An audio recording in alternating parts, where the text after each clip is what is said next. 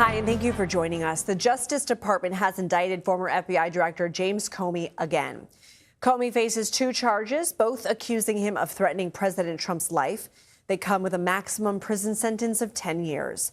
The charges stem from this photo Comey posted on Instagram last May. It depicts seashells and rocks spelling out 8647. Now, 86 refers to getting rid of something, and President Trump is the 47th U.S. president. The caption was, quote, "cool shell formation on my beach walk."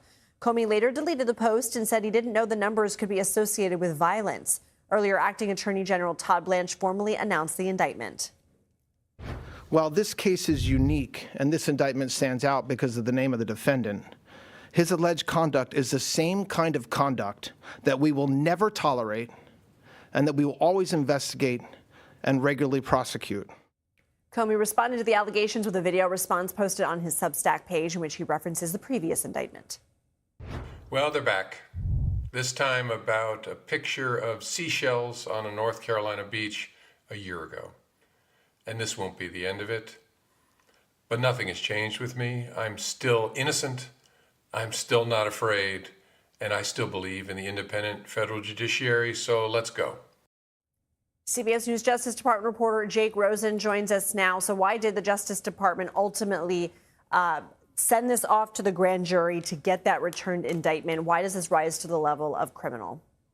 Well, in the words of Todd Blanche and FBI Director Kash Patel, who spoke at that press conference, they believe that a reasonable person, to quote the indictment, would believe that this is a true threat against the president. However, we should note that there's a very high legal bar, Lindsay, to actually show that there's intent behind the threat, that anyone who's charged with these 2 threats against the president and interstate communications of threats, needs to be held accountable for in a court of law.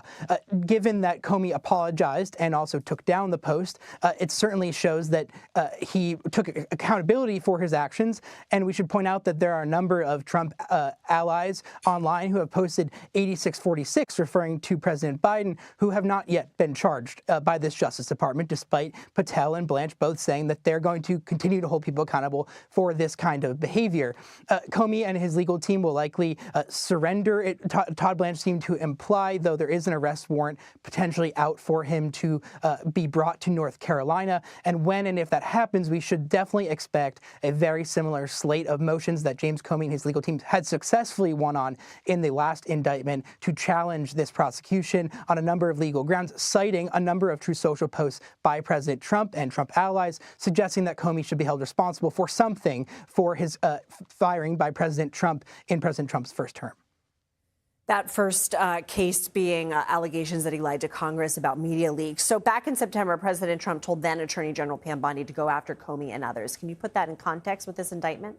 Well, that's right. And since then, now we have Acting Attorney General Todd Blanche. That's because Pam Bondi did not get done what President Trump wanted done in that Truth Social directive, which was to prosecute President Trump's allies successfully in a court of law. James Comey and Letitia James have beaten their charges. John Bolton, a longtime enemy of President Trump, is currently facing pending charges, which will likely not go to trial for years. And in this renewed attempt to get James Comey, it is all about the lawfare and making James Comey go forward with his legal team into another court of law in North Carolina to defend himself for the next coming weeks and months. Jake Rosen, thank you.